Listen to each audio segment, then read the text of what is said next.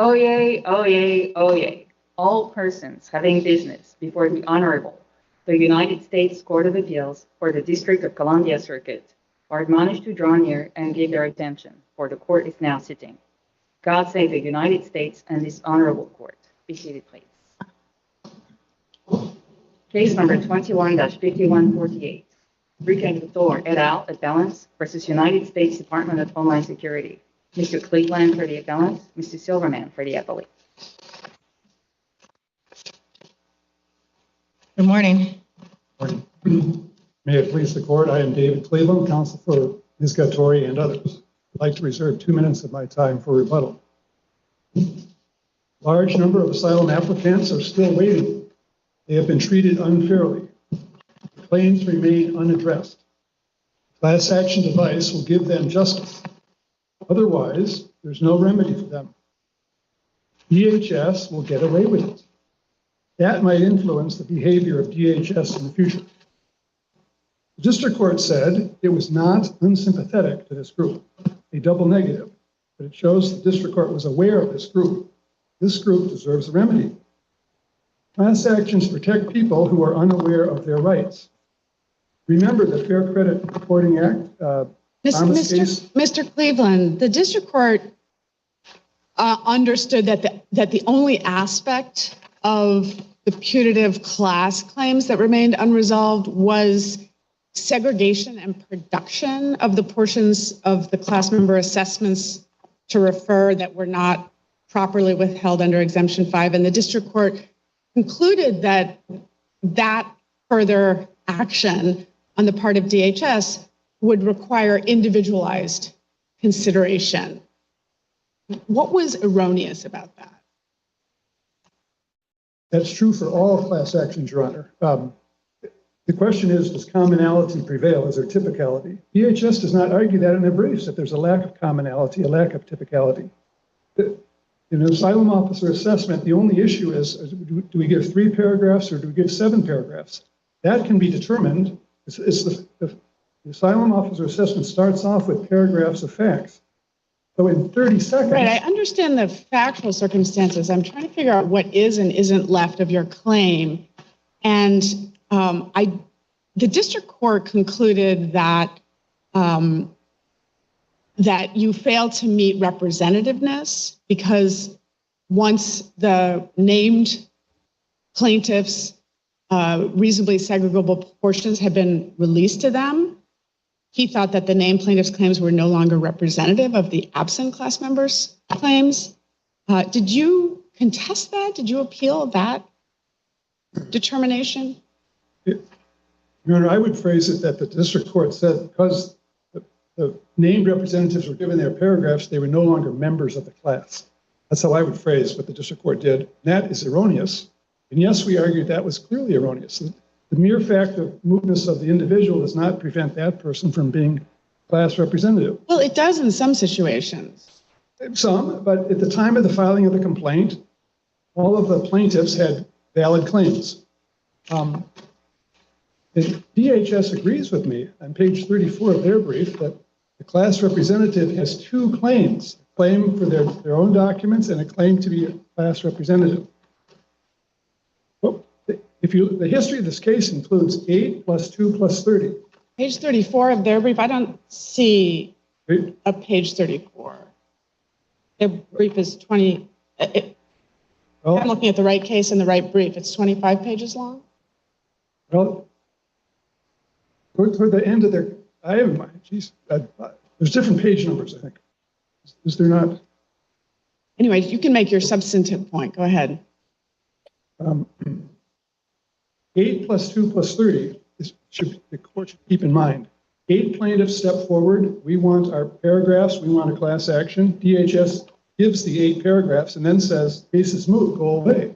2 more plaintiffs step forward, Ms. Dramu and Mr. Dramu and Ms. Mulangu. What relief exactly is the class seeking? I understand there were several prayers for relief. But one claim was a policy or practice claim against the policy of DHS, which was if Exemption 5 applies at all to an assessment or referral, then we don't look at it for segregability. That was a policy or practice claim. And I take it that was mooted by DHS changing its policy. Do you disagree about that? No, I agree. DHS did change its policy as a result of the complaint. And you're arguing that the change in policy was sufficient to moot that claim? Yes, we acquiesce that they say that in the future they shall give portions of the paragraphs. We accept that. And that meets the Supreme Court's and our court's mootness standard in your view? Yes.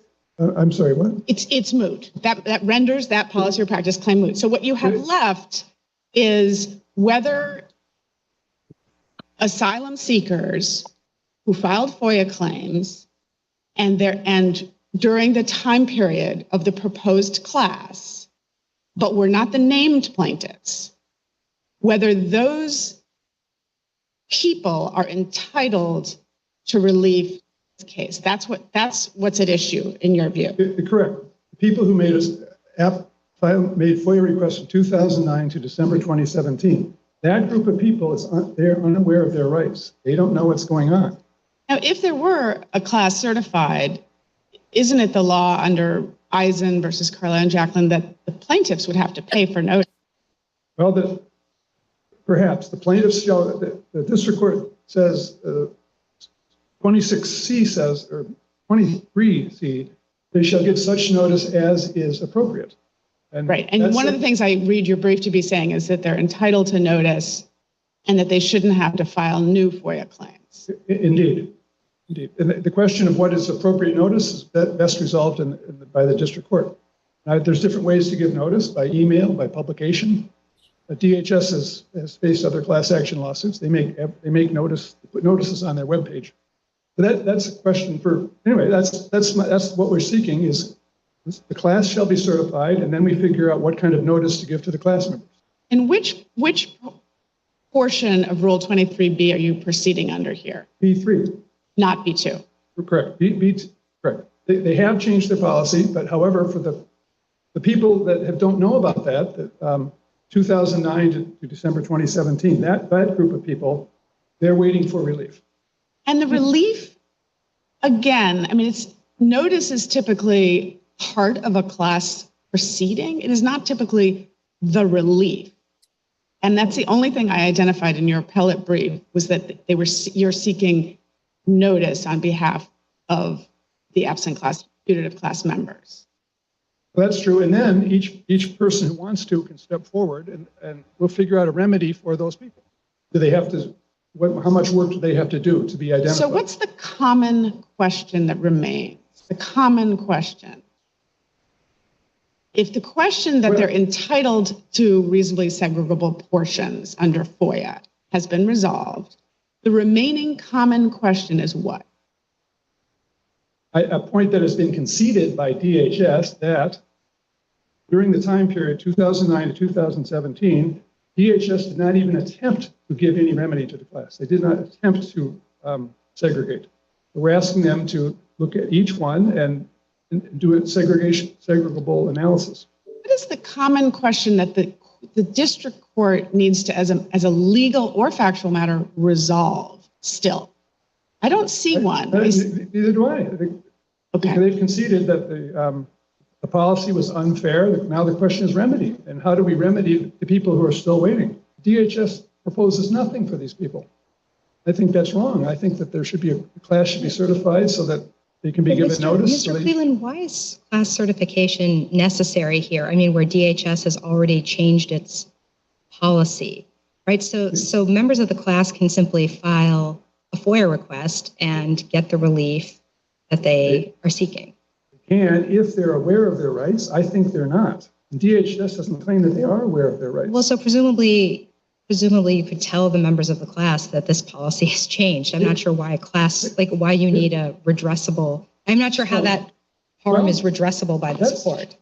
Maybe if the case goes to the district court, that could be a way to settle the case. DHS gives notice at some level, and then maybe that would go away. But I think notice should be given to the class one way or the other, and I think the best method is through the class action device. So, Mr. Cleveland, you're referring to FOIA requesters who got a determination that was categorical and erroneous during the class period, or are you referring to people who have not received a determination? Those people who said, please give me my assessment, and DHS gave them nothing. And DHS responded, processed the request, and said no. Those are the ones, because if they haven't processed the request yet, then the FOIA request is still pending and presumably will proceed under the new policy, no? Well, I doubt that, well, I don't, the class ends in December 2017. That's 5 years ago. I hope that everything has been processed by now, but certainly many have not, because they did not even attempt to process them. So they processed them, they just processed them wrong in your view? They issued a form letter that said, go away, we give you nothing. Right. So they think that FOIA matter is closed. And you're saying, well, no, it's within the class period. It was under an unlawful policy. And therefore, it would have been correct to certify a class. And those people would be entitled to a redo without a new FOIA filing. That's your contention. Yes, I think that would be a good remedy. That's the remedy you, in fact, are seeking. Well, the class is certified, a notice is given, and then we figure out what is appropriate after that. Just to be clear, you have not appealed the district court's denial of 23B2 class certification. We did that. We concede that as okay. And so you want to proceed on your 23B3. In its 2018 order, Judge Walton said he would not certify the class under 23B3, and that wasn't appealed.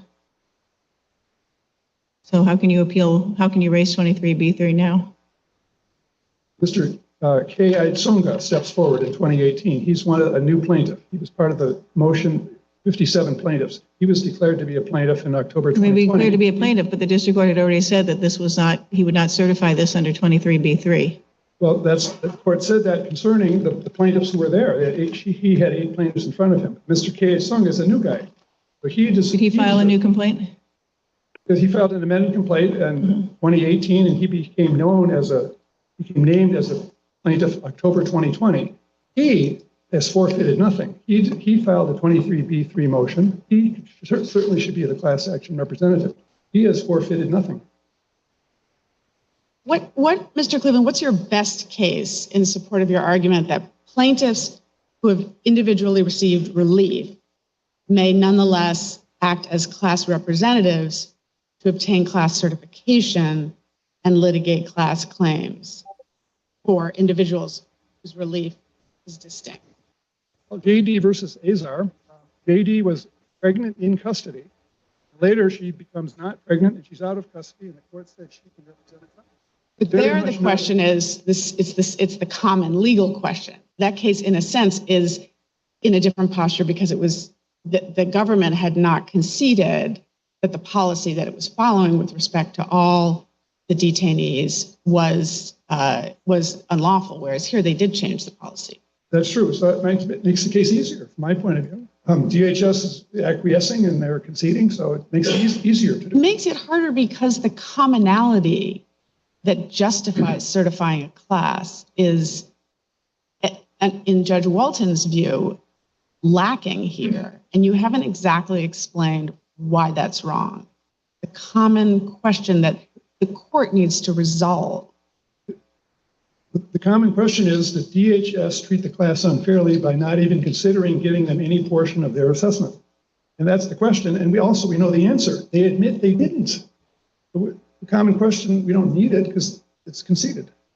I think the question is, what about this class of people that are waiting? And what relief shall be given to them? I think this is the perfect case for a class action certification. They shall be given notice. When people are unaware of their rights, class action steps in. Consider the Fair Credit Reporting Act, the disabled children seeking health insurance, and the strip search of Nassau County. When a large group of people don't know what's going on, they need protection from the court. So they should be given notice of their rights. I would suggest that's appropriate in this case. All right. Any more? All right. Thank you very much, Mr. Cleveland.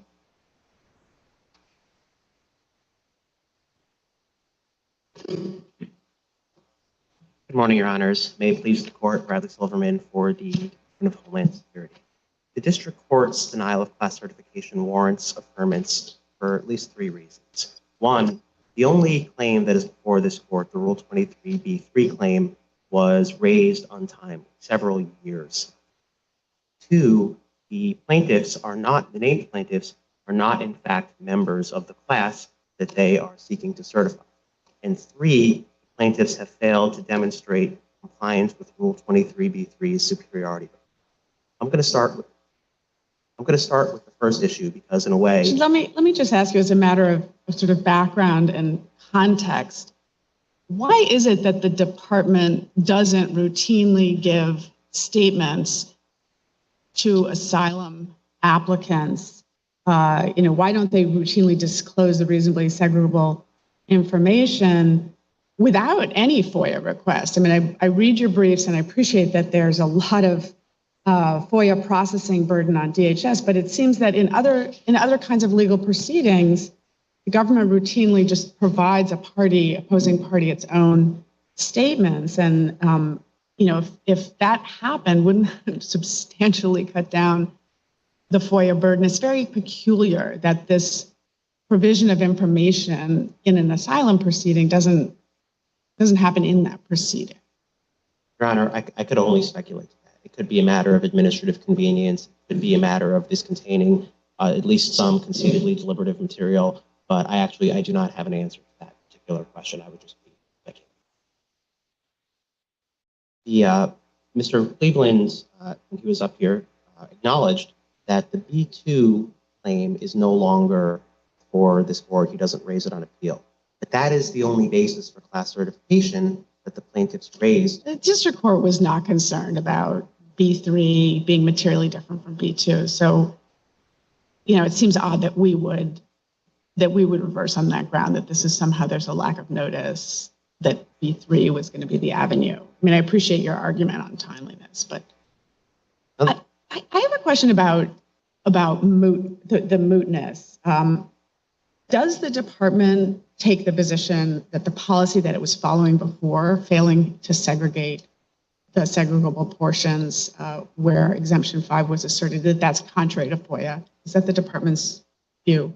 We take no position on that. We did change the policy, and it's not before the Court right now. We do not take the position that it was unlawful. What did happen was there were a number of lawsuits seeking assessments that were not provided pursuant to this policy. DHS changed its policy in response to litigation, but we do not. But there wasn't a court holding, and was it the Bayada case that's mentioned in the Eggleston Declaration? There wasn't a holding in that case that the policy was unlawful. And so I guess what I'm interested in is whether the district court was correct in essentially failing to hold the department to its burden to show that its voluntary cessation actually mooted the policy or practice claim. I mean, how can we conclude that DHS is committed to the new policy? It's a heavy burden, and the burden's on you.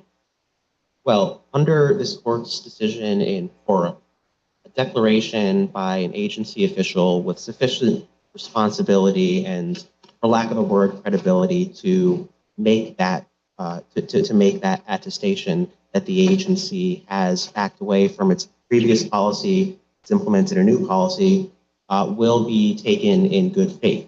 Here, the Eggleston Declaration, we believe, provides that assurance, and neither of the parties don't dispute it. Mr. Cleveland does not argue that the new policy... Yeah, but important, part of the reason I'm asking you these questions is that significant to our court in Pora was that counsel at argument confirmed that the policy was understood by the CIA in that case to be mandatory on the agency by operation of the FOIA statute. And I thought you just told me that that is not DHS position here. So it would seem to me that Pora actually cuts the other way for you.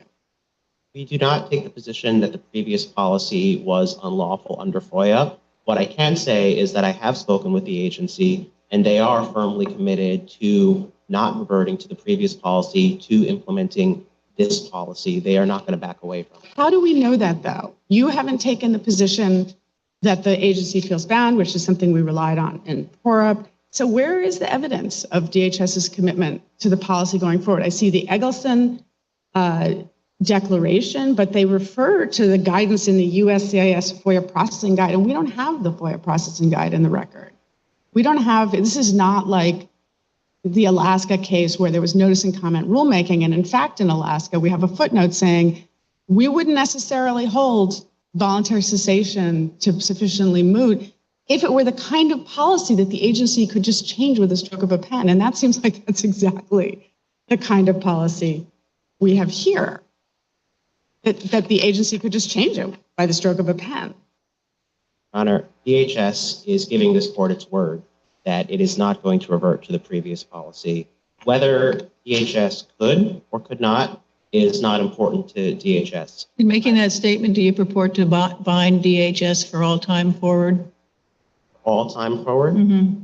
I do not know if I have the authority to bind them. No. For Do you all have the time ability? forward. Do you have the authority to bind them for 3 years forward? Truthfully, the duration of how long I could bind them did not come up when I spoke to them, and I hesitate to speak beyond the scope. So you can't assure us that they wouldn't change back to the old policy in 3 years. 3 years? No, I do not believe they will, but I truthfully When cannot you keep believe going, that. you couldn't confirm 2 years, 1 I year. cannot do that. See, this is Or the 1 year. difficulty for us. And I saw some puzzlement when I mentioned Alaska, which I know wasn't in the briefs. It's 17F4, 1224, 1229 at note 5. We distinguish notice and comment rulemaking, which, you know, if, for example, if this policy had been changed in notice and comment rulemaking, technically it would be changeable, but there's a lot of, you know, friction to doing that. Whereas we mentioned that actions that can be reversed at the stroke of a pen or otherwise face minimal hurdles to reinforcement can thwart mootness. And that's the situation that I'm concerned with. I don't see another case where there isn't confirmation in the record that the agency believes that the prior policy was unlawful, and you know, there's no notice and comment rulemaking. Like, when do we accept just the government saying, "Hey, you know, we changed"? So that's the difficulty in terms of finding this policy challenge actually to be moot. I hear you, Your Honor. And there is nothing in the record that says that. I guess what I would say is that given that the parties agree that the policy is moot, I would submit that the appellants have not raised this issue on appeal. It is waived and it's not properly before this court. I mean, it's a tough question whether, because it goes to subject matter jurisdiction, is it waived? I guess you could waive an assertion of jurisdiction in a way that you can't waive a agreement to jurisdiction. In other words, he can say, we don't want to assert jurisdiction the court might have, as opposed to saying, waiving, you know, we're enjoying jurisdiction and you're waiving a challenge to it. So I appreciate that. Well, I didn't quite mean that jurisdiction is waived. What I meant is the claim, the Rule 23b2. Yeah. You said that much more succinctly than I did. So what about Mr. Cleveland's contention? You know, the district court has been burdened with numerous claims where individuals have had to file in order to get segregable material, and they're continuing to have to file in some cases since the quiet change in policy. I mean, that's another thing, frankly, that is disturbing here, is that the government apparently changed the policy and didn't even mention it in this litigation. So the commitment to the change, you know, that's another question mark over the degree of the department's commitment to the change. So there are all these different cases, individual cases. And Mr. Cleveland says, look, you have a change in policy. The new policy would have entitled people during the class period to have a segregability analysis, right? And I understand that all the different formal challenges and difficulties with his position, but just as a matter of good agency practice, isn't it the case that those people were unlawfully denied within the limitations period their entitlement to a segregability analysis on their assessments to refer? It is the case that while the old policy was in effect, USCIS did not consider whether portions of their assessments were segregable. While we do not take the position that was unlawful, if this court were to believe that were unlawful, then that would have been unlawful. It is we don't dispute that no segregability analysis was performed under the prior policy as to those. You don't what? We don't dispute that no segregability analysis was performed. And so the difficulty is that with this population, where it's a burden and difficult for them to file a FOIA request, the department's position is go ahead and file a new one because now we've changed our policy. And I take Mr. Cleveland's position to be that they shouldn't have to do that. They've already gotten a no. There's no way it's going to occur to them that this policy has changed, which was not even made public for the first 2 years after it was changed. They're not going to do that. So they're going to be deprived of an entitlement. What's your response to that? Two things, Your Honor. First, I don't think anyone disputes right now that the fact of the change in policy is public. It is, if nothing else, it is public through this litigation. This is not anything DHS is trying to keep secret.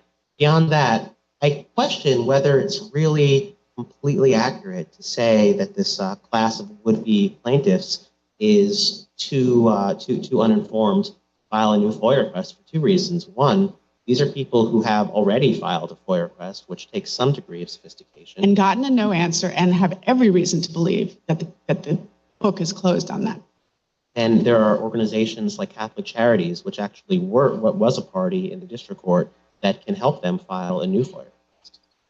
Is there anything on your website that announces this policy on the assumption that maybe people who are in this country trying to obtain asylum are not following particularized cases in litigation and the filings therein? No? I do not know if it is on the website, Your Honor. If Your Honor would like, then I can file a notice with the court informing it and talking with DHS about whether that's something we should put on the website. Yes, that would be good. And there's been well, I was just going to ask about settlement discussions, but obviously I shouldn't be asking about that. I would just note that in Larson versus the Navy, no, I'm sorry, not Larson, Wilson, which is a Sixth Circuit case, Wilson versus Gordon, the government, in that, not a FOIA case, offered not only to process named plaintiffs' claims that had been denied under a challenged policy, but also claims of 100 other individuals who had been denied under policy. That was just a settlement proposal, but it was in recognition that the policy, the erroneous policy that had been in place, had affected more than just the putative named plaintiffs. And that was a resolution that recognizes something that I don't see the department recognizing here, the harm from its prior policy. Your Honor, I hear what you're saying there. One, I guess, challenge that sort of action would present in this case is that if it were 100 requesters, that would be one thing. Here, we're talking about more or less 95% of all ballpark 2 million FOIA requests that USCIS has received since 2009. So 95% of them are for assessments to refer, and they're asylum claimants? No, 95%, roughly 95% of FOIA requests that USCIS receives are for an individual's immigration records. Now, that is not always specifically for an assessment. Oftentimes, it is for a voluminous set of records, such as someone's entire A file or for a substantial portion of someone's A file, but a set of records that could likely, in many cases, would include an assessment. What about asylum applicants? How big of a chunk is that? I cannot answer that question. And is that something you can word search for? I know you mentioned in your brief the primitive state of the electronic database in the agency. Pardon? I said primitive is a good word for it. And is that something, could you word search for asylum applicants or people seeking asylum? The issue is not that we can't word search it. We can. The issue is that it could be under-inclusive. And that's just given the way. Right, but under-inclusive is better than nothing. It is better than nothing. And nothing is what these people are facing under your position. We could do a word search for asylum, just that, the court and Mr. Cleveland would need to understand that just given the way these records are inputted, these requests are inputted, it would necessarily be under-inclusive, potentially very under-inclusive. Can I ask you something I'm just trying to understand something about the argument of the district court that the district court accepted, and that is that you have, when a FOIA request comes in, you have to go through, and let's say it's just for the assessments, so take out the A file ones. Even then, you can't sort of quickly lop off the factual section that they can receive as opposed to the analytical section that you don't disclose. And I was trying to figure out, and I know you said, well, sometimes it's 3 paragraphs, sometimes it's 6 paragraphs. That doesn't seem complicated. Is that it? You're just trying to figure out where the factual assessment stops and the analytical section begins in these assessments? Or is it that you have to, even through factual assessments, have to go line by line to apply other exemptions? Here, my understanding is that the segregability analysis was determined on a paragraph basis rather than a line by line basis. So essentially, you're right that it's a matter of distinguishing what is purely factual from what is analytical. The problem is, as I'm sure this will not surprise this court, that can be a tricky line and not one that is susceptible to being drawn on a broad basis. It really requires looking at each individual assessment. Just to see but the facts always come at the beginning. Wouldn't make any sense. Okay, so so you're just trying to find that transition point when they stop talking about the facts and start analyzing. That's all you have to do in each case? Essentially. I say that with just the caveat that there could be assessments that pose a little more of a difficult analytical conundrum, but in the mind run, that's correct. No, because what assessment would cause more of a conundrum and why? I can't think of one off the top of my head. I just don't want to prove the possibility. You're not aware of any of when you say it has to be done individually, yes. All they have to do is figure out when the facts section stops and the analysis section begins. You're not doing line by line. Yes, and all I said before, the caveat was just to contemplate the possibility. Well, you told me they aren't looking line by line, so I don't know what else. I don't know what other FOIA exemption applies on the paragraph basis. Generally speaking, Your Honor, it should only be a matter of determining which paragraphs are factual and which start to be analytical. And you're going to have to do that every time you get a FOIA request going forward for the assessment. Correct. And your proposal to dealing with individuals who were improperly denied before is that they all file FOIA requests. That is correct. And then you'll have to do this one by one analysis. Correct. So if they're going to let's assume all of them get notice and learn about this and all of them file individual FOIA requests, is that burden any different than the burden you would have under the class action? Theory, Your Honor, if every single... I don't want theory, I just want to know practically. If every class member were to file a new FOIA request, then assuming that we can put aside the questions of statute of limitations or plaintiffs in this case, let's say there are no statute of limitations issue, if every single class member filed a new FOIA request, then the burden would be... How's there any statute of limitations on a new FOIA request? Never mind. Okay, because your answer to the district court was, we're fine if they all file FOIA requests, we just don't want it done as a class. Correct. And I'm trying to figure out why the burden, and your answer was burden, but the burden's exactly the same, whether they do it individually or they could all do it next month. The reason this makes a difference to us is because most likely, FOIA requesters would not file a new FOIA request because they no longer have they'll opt out of the class action. They're not going to have any interest in it. If every class member were to file a new FOIA request, then the burden would be identical. And do you think there's no way to just contact them? So the burden explanation that you gave to the district court is really no burden at all because it's what you've already welcomed when you tell the district court, we invite all of these potential class members to go ahead and refile FOIA requests. I guess it really depends on the opt-in, opt-out mechanics. If it were so you're just hoping people won't know, and that's how you'll have less burden? Not that we're hoping people don't know. It's that you're hoping people won't file? It's if the notice were to go out and if, let's say, some number of plaintiffs were to opt in and then the same number of... Well, it's opt out under B3, but... Opt out, yes. So if they were to opt out, then let's say there are no opt outs or there are only some opt outs. Then that would require USCIS to do this reprocessing for every requester who has not opted out. That could include a significant portion of people who their immigration proceedings are over. In some cases... That doesn't stop them from filing a FOIA request. Again, you told the district court the way for them to do this is to file a FOIA request. And when they file a FOIA request, you don't say, well, do you really want this? Do you still need it? You just have to respond to it. And so I'm continuing to have trouble understanding why it's any more of a burden to proceed as a class than to proceed on the invitation that you provided, that the agency is providing. Please file FOIA requests if you want it. It's just you don't want them. The problem with the class action is they'll get notice, and so you think you'll get more requests.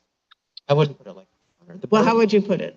The way I would put it is that in an opt-out class, you're going to have a large number of people who would be part of the class who would not, even if given notice, would not necessarily file a new FOIA request because they don't have any ongoing interest in their assessments. And that doesn't just go to Why don't you let them decide that rather than you assuming that? Why don't you? Because they get to make that very decision whether they really still want this in the opt-out decision.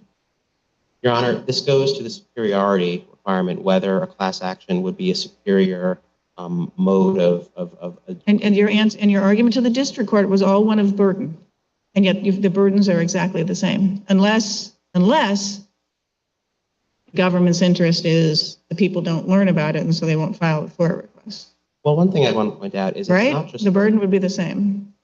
No, Your Honor, we're not hoping that no one finds out about the new policy. If everybody in the class found out, yes, then they just do notice on their own right now. Nothing in the law requires it to go through a court. They do notice, or they do a FOIA request to you asking for the names of everyone that was denied, and assuming you comply. There's no difference, right? There's no difference to the burden to the burden on USCIS if every class member were to file a new FOIA request. That is correct. So circling back on 2 points, assuming that the 23B3 certification motion was timely, your best response legally to why that doesn't survive is what? If you assume it's timely, then our next argument would be that the plaintiffs were not members of the class they sought to certify at the time that the district court ruled on class certification, which is the moment in time that matters for them. And it matters, your best case for that mattering is? It is Falcon, Rodriguez, and Hartman. In all three of these decisions. Although in Falcone, it was someone it was a representative problem because the claim never was parallel. And we have several cases where the claim was really on all fours with the class claim, and it was allowed to go forward. I'm thinking about a case that Mr. Cleveland mentioned. I'm thinking about I think it was I'm mixing up my mootness cases and my class cases. But there's, several cases where we said somebody who, because of the error of the district court and not certifying the class, it would have been certified had it been looked at promptly. And we can relate it back.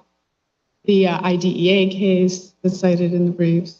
The standard here, the rule as I understand it, is that if the district court erroneously denies class certification, and then after that a named plaintiff ceases to be a class member, then you're correct. Then that can relate back to before the denial. But that involves a situation where the named plaintiff ceases to be a class member after the district court grants or denies rules on class certification. Whereas here you have a situation where the named plaintiffs cease to be class members before the district court ever ruled on class certification.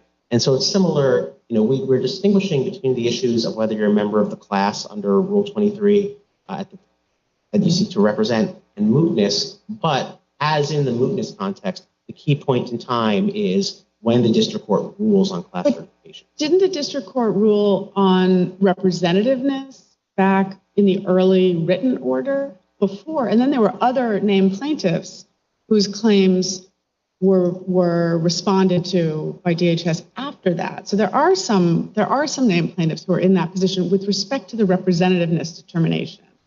Your Honor, actually, I'm glad you brought that up because I believe it's Kayadashanga and the other supposed new called plaintiffs that Mr. Cleveland referred to, they were not plaintiffs. They were never actually added to the case. I thought the district court granted that. He said he was granting the motion to amend. Not quite, and I'm glad you asked about that. because what the district court did was the plaintiffs had moved for leave to add 57 new plaintiffs and amend their complaint. The district court granted and denied that motion in part. It granted leave to file a new complaint, adding those plaintiffs whom counsel had a good faith basis to believe could maintain a claim. It denied the motion in all other respects, and rather than sort out for itself which of those plaintiffs could maintain a claim or not, it invited plaintiffs to file an amended motion for leave to file an amended complaint, and then ordered the government to respond to that. But the district court never actually granted leave to file that amended complaint. So Mr. Kayadeshanga and the other supposed new plaintiffs actually never were plaintiffs in the district court and are not appellants in these proceedings now. The plaintiffs have complained pretty vociferously that the government is picking off plaintiffs as fast as they can name them. And there are doctrines by which the defendants picking off of either named or would be proposed named plaintiffs even before class certification does not create a mootness problem. Let's assume not moot due to voluntary cessation, so the merits aren't moot because it's just voluntary cessation. And so that question is live. And the plaintiffs here keep getting picked off. And there's plenty of case law that says that cannot count for disqualifying named plaintiffs from pursuing a class action. And you did not address that issue, that I didn't see it at all in your brief. So have you just waived that argument? And so you're not objecting to their claim that they qualify under the pickoff exception theory? No, Your Honor, we didn't address it because that's a mootness argument. And our argument here is not a mootness argument. We're not arguing that in general. Your argument that you have to have live claims, you have to have plaintiffs that are members of the class, and pickoff is an exception to that. They raised, you didn't address. A couple points, Your Honor. First, the pickoff doctrine is an Article 3, it's a mootness doctrine. And our argument is that as a matter of Rule 23 requires, not Article 3 of the Constitution, Rule 23 separately requires that a named plaintiff be a member of the class.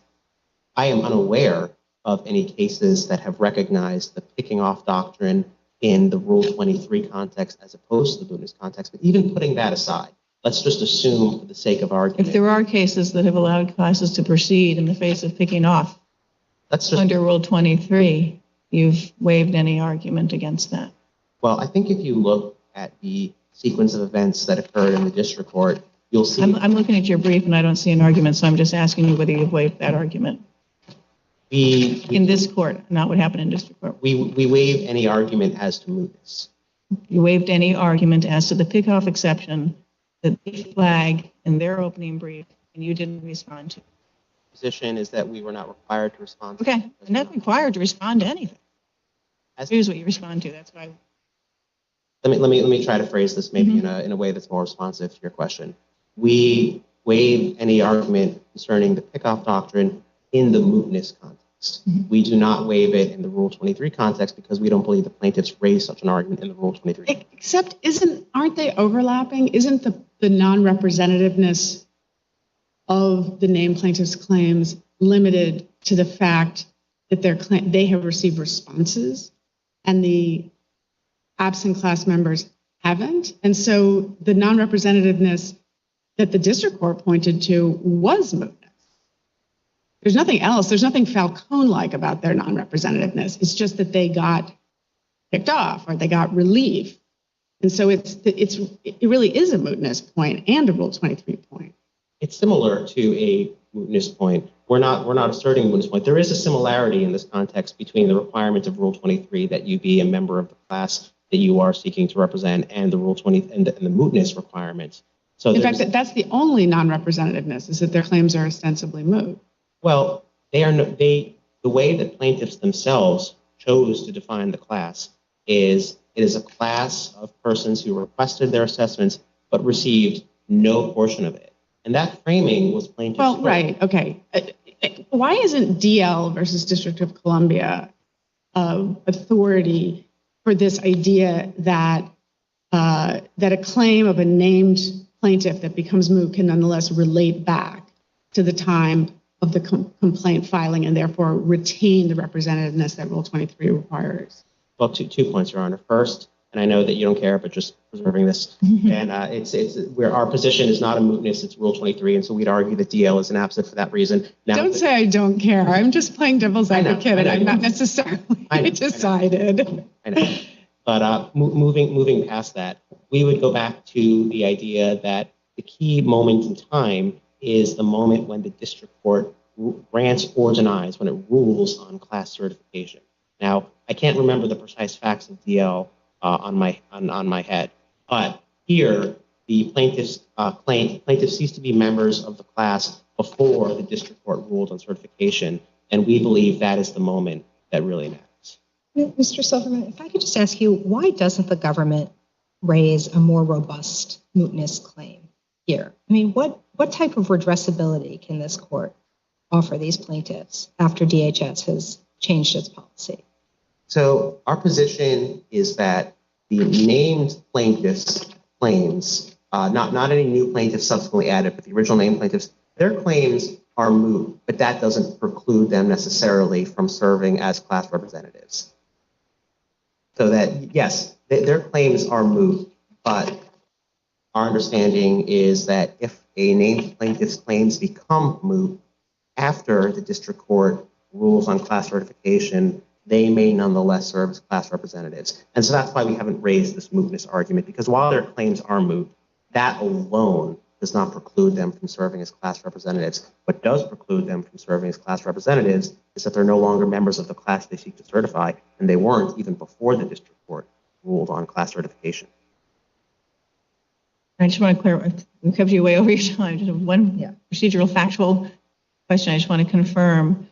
I know they filed, after the second amended complaint, which the district court ruled on, they filed a lot of amended complaints adding new people, but the district court never accepted any of those other complaints. The second amended complaint is the last one, correct? That is correct, Your Honor. Any further questions? Yeah. Thank you very much for your patience with us. Yep.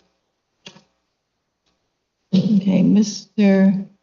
Cleveland, we'll give you 2 minutes to respond. I think Mr. Kayachunga is the important person in this case. He enters the picture in 2018, Appendix 1441. That's the motion to add plaintiffs. October 2020, the court made a ruling, A1746.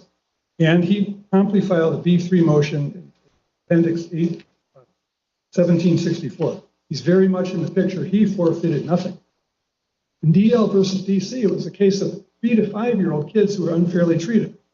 But by the time, 10 years later, the case is still at the DC circuit. They said, well, yeah, the case has been moot for a decade. So what? There's still a large group of kids that have been unfairly treated.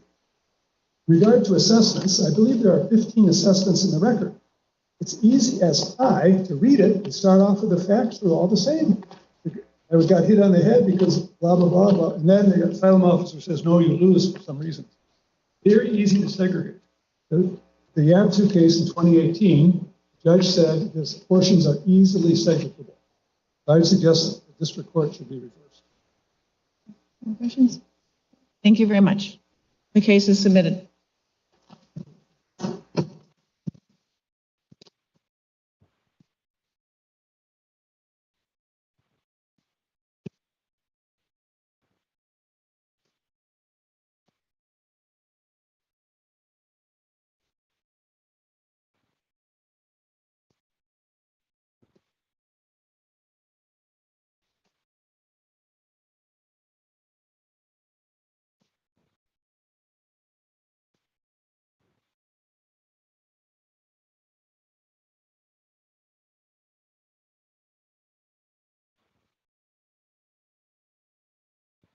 Case number 22-5202, Sandoz Inc., appellant versus Xavier Becerra in his official capacity as Secretary of Health and Human Services et al. Mr. J for the appellant, Mr. Hazel for the appellees. Morning. Morning, Your Honors. May it please the court. William J. for the appellant. Start by thanking the court for hearing this on an expedited basis. Santa Fe should not have received a second 5-year period of exclusivity in this case. New chemical entity exclusivity was inappropriate because teriflunomide had been approved. It was not newly approved. When FDA reviewed the new drug application for Arava, it approved that application and all of its components, including teriflunomide. FDA set the permissible levels for teriflunomide. It determined that a drug containing that amount of teriflunomide was safe and effective, could be used in humans. And it did so knowing that teriflunomide was responsible for the activity of the drug product in the human body. Now, Aubagio may well have qualified. Can I ask you a fact question? Do impurities get listed on the label? I'm sorry. Do impurities get listed on the label as an ingredient? Impurities do not get listed on the label as an ingredient. The specification is where impurities and their control Right, that don't is go found. over a certain amount. Pardon? The limitation on going over, is it 0.3 or 0.35 in this case, right? That's right. It's in the specification. Sure. That's part of the new drug application file. It's not. It is not one of the things that has to appear on the label. Just as, for example, the quantity of an inactive ingredient is controlled, but doesn't have to appear on the label either. The inactive ingredients don't appear on the label at all? The names of the inactive ingredients do. The quantity does not. Okay, let me try asking again then. Do the names of impurities get listed on the label too? No, that they don't. There's a difference between inactive ingredients and impurities in that respect. That is a difference in how they're treated. I wouldn't say that that's a difference relevant to whether they're approved, because the ordinary meaning of approved, which I think we and the district court and the government basically agree on, is whether the FDA has given its permission or its sanction for, in this case, teriflunomide to appear in the drug product in particular quantities. And it does. If teriflunomide exceeded that quantity in Arava, the drug would be misbranded. Mr. J, assume for a moment, I think at a very kind of hyper literal level, your reading of the statute makes sense. But what I am having more trouble seeing, though, is how that understanding of those words fits with the structure of the statute and the way that the FDA approves new drugs. Because it seems, if you're just looking at these few words out of context, perhaps your argument holds up. But when I go broader to the rest of the statute, it seems much harder to fit. I think we embrace the look at the statutory structure, Your Honor, and I think there are several things I'd like to point to. One is the approval statute, and one is how impurities are treated in the approval, the agency's practice of approval, which is, not, of course, not in the statute. But if you wanted to look at that, we think it actually supports us. So statutorily, the exclusivity statute refers you back to B. It says applications approved under B. How is an application approved under B? Well, you look at C. C1 says if none of the things that are in D are true, then you shall approve the application. And it says you approve the application, not an active ingredient, not a set of the ingredients, not any subset like the subset that the government is pushing for. It says you approve the application. Now that's common ground, and actually the government has said that it agrees that inactive ingredients are approved as well. So in other words, there's nothing in the approval statute that points you to the approval of active ingredients specifically, right? This statute, and its cognate for 505b2s, are the only place you will find a reference to approval of an active ingredient. Statute's now been amended, it says active moiety, but it's the only place you'll find that. Now the district court said, well, the statute refers to approval of an active ingredient, but it just referred back to this same statute, which is completely circular. The only references to approval in the approval portions of Section 505 refer to approval of the application. So we think that structurally, at a statutory level, it makes complete sense to say that FDA is approving each of the components of the drug product as a whole. That makes structural sense because... That's right, except that it's approval as such. I mean, that's really the most reasonable way to read it, isn't it? It's the way the FDA has for 30 years read it, that the approval is of an impurity as an impurity, an active ingredient as an active ingredient, and an inactive ingredient as an inactive ingredient. I mean, that's what is approved, is a drug so described. So what's approved is the entire combination. Right. And so I certainly agree that there's a difference between approving something in, a small quantity and a large quantity. FDA might well say, well, we've approved this in small quantities before, but this is a much larger quantity, so we have to look at it more carefully. And it is looking at the combination as a whole. I don't think it is the label, though, that is significant to what FDA is approving. It's looking at the safety and effectiveness of the drug product as a whole. One of the safety. You don't mean the drug label, you mean the reference to the ingredient as active, inactive, or an impurity? That's right. I don't mean the drug labeling. I mean that FDA's job under the statute is to determine whether the product is safe and effective. The control of impurities is absolutely part of that. And this is the agency practice point that I was getting to the second half of my answer to Judge Rao. And if you look, for example, at the manual that appears at Joint Appendix 686, you will see that it says specifications are critical quality standards. They are approved by regulatory authorities as conditions of approval. So you have to follow your specification. That is where the impurity criteria appear in the specification. But that is just a label, again, not the labeling. That is just a word. A name. That is a name, a characterization that I think doesn't have significance for the statutory question before this court, which is that substance approved in the prior application? When they approve it, do they not approve drugs to be, I mean, they tell you with some granular detail what has to be on labels, correct? On labeling, yes. And don't they approve it for use consistent with what they've approved on the labeling? It has to be safe and effective as labeled. Now, as labeled. And so does that not tell us, and since the impurities make no appearance on the label, that what they are approving, and we can table the question of inactive ingredients for now because they do show up on that label, that is in fact what they are approving for you to market to the public? I don't think so for a couple of reasons. And let me just note parenthetically, because I want to be more precise in my answer to your prior question. You asked whether impurities generally appear on labels. I do want to point out that teriflunomide in this case does appear in the Arava labeling because it is the labeling makes clear that it is responsible for the activity in vivo. Now they're talking about the in vivo part, but not the impurity part. That's right. I just wanted to be clear on that point. So if the question is, does the set of things that are required to be on the labeling govern what is approved for purposes of the exclusivity statute? I don't think so for a couple of reasons. Well, I'm just adding that to Judge Rao's structural point here, that's really the general understanding of what is approved in a very, it's very regimented review. Well, it is regimented. And for example, inactive ingredients are absolutely approved, not just as a name or as an ingredient, but in a particular quantity and together with with the rest of the combination.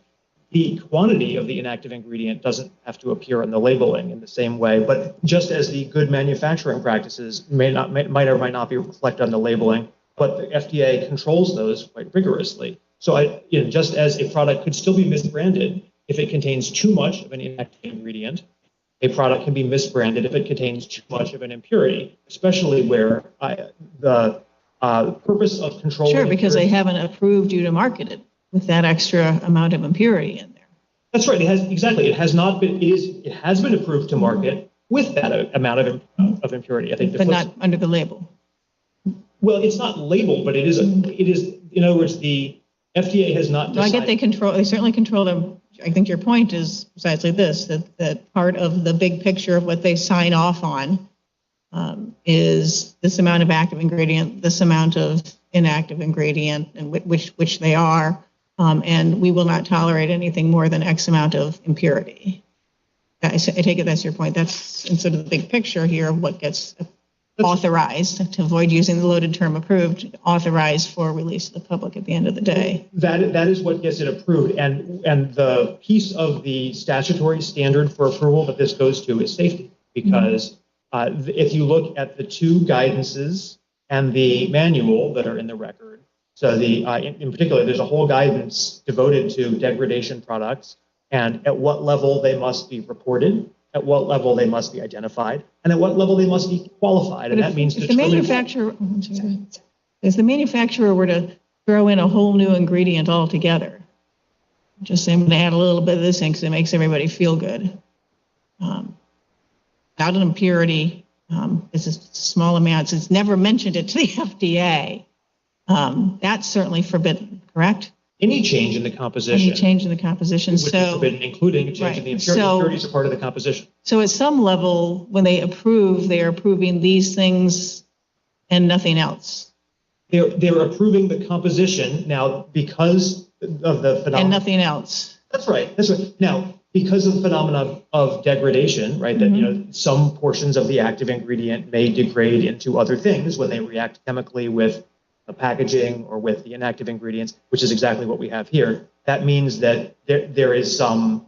But they sign off on how much of that. Exactly. The approval extends to, so start with 10 milligrams of leflunomide, but some portion of that is going to degrade into teriflunomide over the life of the product, including before it's even put on the shelf.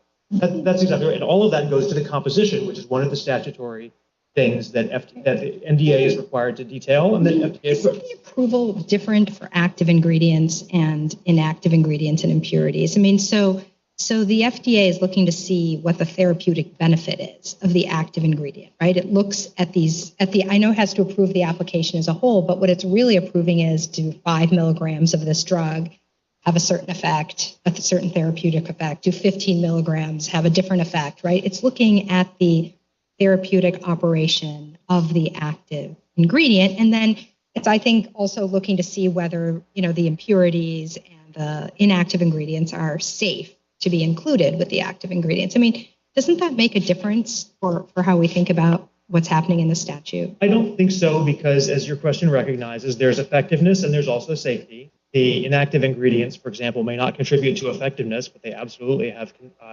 although they might, let me just say parenthetically, they might in some instances create a problem for effectiveness if they react with the drug product, the drug substance to degrade it or have some undesirable interaction. But the portion of the review that extends to safety, I think, looks at the entire composition and whether it is safe and effective together. That includes with the quantity of impurity that is controlled. If you look at Q3B guidance that is in the record, you will see that qualification of an impurity is an important step that the agency takes, because an impurity has to be qualified in order for the agency to reassure itself that that impurity is safe. That may well include review of clinical or non-clinical studies, published literature, and so on. It's not just sort of whatever the manufacturer wants. They write a number down. But the fact that those may be approved for use as part of some other therapeutic application, I mean, why does that mean that the FDA has approved it for all future uses in a way that doesn't get future exclusivity? So if a drug manufacturer has put in a lot of time and effort to determine that a previously, like an ingredient that was once inactive, has new therapeutic use, why shouldn't that get 5-year exclusivity? Well, I think the answer is because it gets 3-year exclusivity. 3-year exclusivity is exactly what the statute contemplates for a new use of an old molecule. And a non-new chemical entity can absolutely be the basis of a significant clinical innovation, and you get a lesser reward for that, 3 years of exclusivity. But where it's not a new chemical entity, you have to look at the countervailing consequence that giving 5 years of exclusivity, which actually blocks generic competition for even longer than 5 years, essentially 7.5 years, that is a reward that is limited for the most significant innovations involving a genuinely new chemical entity. And the facts of this case illustrate why, because the Aubagio NDA was able to jump the line a little bit. It was able to, why don't I put it this way, to stand on the shoulders of the leflunomide NDA in relevant senses, because teriflunomide had already been extensively studied. And you can see that in a couple of spots. 497, the agency says in the safety review of Aubagio, these two drugs are fairly viewed as one and the same in terms of their effects. So, but Mr. J, we don't have any evidence that, is it Hushed? Hookst, I believe, but I don't Hookst in 1998 intended teriflunomide degradant to have a therapeutic effect. Do we? We have no evidence of that. You have the patent application filed by them before that date. Filed by Sanofi Aventis before it merged with Hookst. So we're talking about the U.S. patent application. You think so? Right in front of me, but so I think it was a different firm that filed it, but I'm not sure that's correct. But let me look at that and confirm. But my understanding is that at least some of the patents that we're talking about here have been assigned to Sanofi, right? Because they now own Hooks, and that is one point about one source of evidence about the desirability of the small amounts of teriflunomide and why they might as a degradant in Arava. So in the same quantity, yeah. So if you look at the claims of the 222 U.S. patent, but not as a degradant. Well, it doesn't say as a degradant. It just says a composition that comprises substance number 2, which is teriflunomide, in a range, the bottom end of which is 0.3% of the other ingredient, substance 1, which is leflunomide. So that is a range into which the approved levels of teriflunomide in Arava would fall.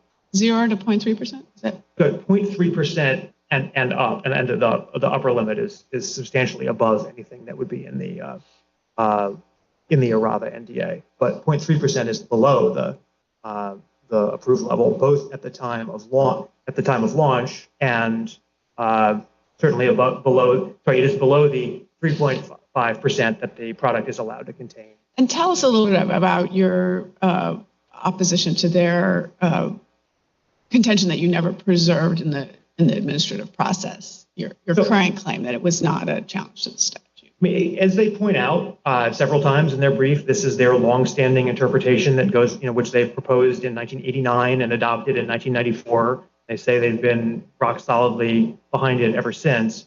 And given that, and that they would have to change their regulation if this court doesn't declare it invalid, given that they would have to change their regulation, I think that pursuing it in the agency would have been futile in general. But there's a case-specific reason why that's so here. Because recall that this is all about whether Sandoz is the first filer or the first applicant, right? And so if the agency were to promulgate a new rule today to say, here's our new interpretation, it is not at all clear that they could give us relief by changing their rule from our filing back in 2006. So that I think is the same. Wait, what if they were to promulgate a new rule if you had raised this issue in your first letter to the FDA objecting? Would that have been enough time to promulgate a new rule? I don't think so.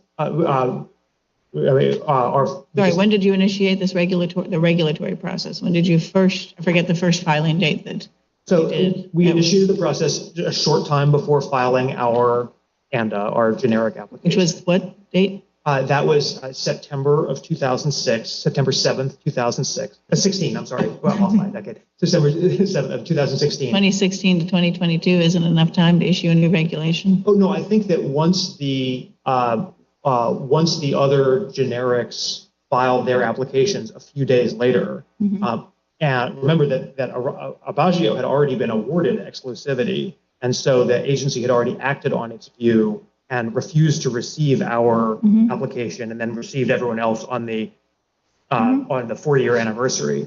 I think it's not at all clear to us that the agency, if it conducted notice and comment rulemaking, could have retroactively said that Aubagio was not going to be entitled to. It's not at all clear, which sounds like a good reason for exhaustion. Well, I mean, I take your point. They had a published regulation.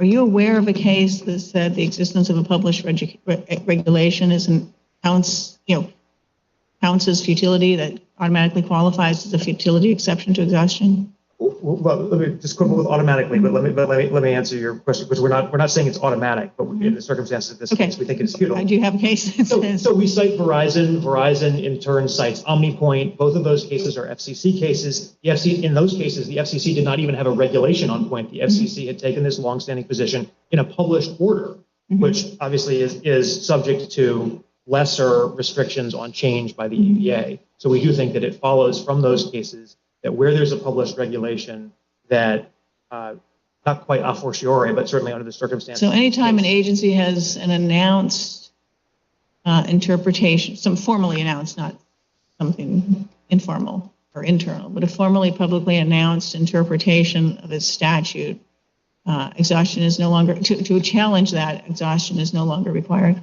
I wouldn't say that. I think you would look, as you always do, at whether the purposes of the exhaustion doctrine would be furthered by requiring the litigant to bring up not just a challenge. In this, say in this case, FDA has its procedure for bringing a challenge. We followed that, but we would also have had to bring a petition for a rulemaking separately. And I do not think that would have been practicable to give us relief in time to get our. You can ask for expedited rulemaking. In a week, Your Honor? Is it not relevant? Pardon? I'm just not sure about how much leeway FDA has here, but I mean, just thinking about the last case, and I know you heard the argument there.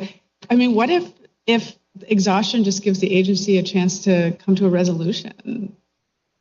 So they could have taken the view that teriflunomide is an active ingredient in Arava, and they could have granted our administrative petition on that basis. Had you raised it in the administrative petition, it was after the reconsideration request that it was raised in the complaint, right? A couple of years after. I'm not. So I'm just saying that they could have resolved it with you. Yeah, I don't think so, Your Honor. I mean, just because nothing in anything that the government has said at any point, agency level, the agency appeal level, the district court, or here, suggests that any shakiness in their view on the regulatory point in any way infected or affected their review of whether, under their ordinary standards, teriflunomide was an active ingredient in Arava. So we of course, the position that we're advancing is that it doesn't have to be an active ingredient, but I don't think there's anything about that affects the agency's answer to the question whether it was an active ingredient in Arava. No, but you chose. Are you on the same point? Oh, no, go ahead. Okay, then, so you didn't go speeding through the agency saying we're in a hurry. As you said, you went in and you started this whole process in 2016, and you chose to go to the agency, and you chose to make a couple arguments to them, neither of them which were the statutory interpretation question that you've raised here. And then you all chose at the literal last minute to send them a copy of your complaint raising this issue. So I can't say that there's an exception to exhaustion here because of the time frame that you all chose to press your objections with the FDA, and that you all, for some reason, I mean, why did you send them that complaint?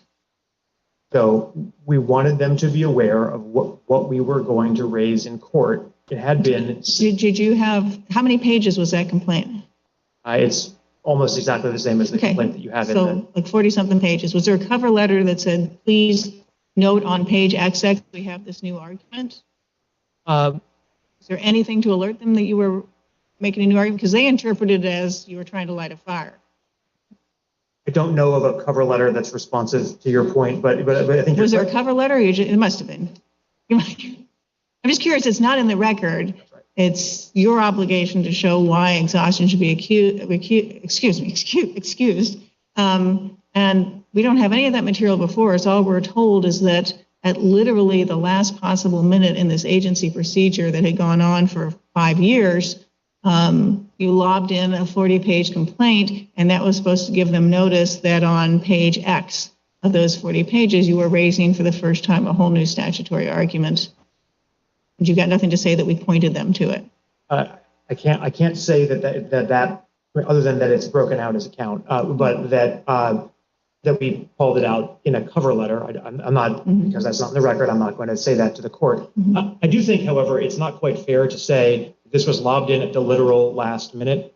We didn't know when, if ever, they were going to rule on this. They had sat on it for 3 years. So as it turned out, they did in fact render their dispute resolution request. But it was a couple years after your petition for, I think of it as reconsideration, but your petition for motion for consideration with them, So it really was the last procedural step, and it was a couple years after that last procedural step had been taken. It was. I mean, recall that under the FDA's procedures, you have to file that reconsideration request quickly, and they are supposed to rule on it quickly as well. And they blew through their internal deadlines quite substantially. Which has nothing to do with your obligation to exhaust.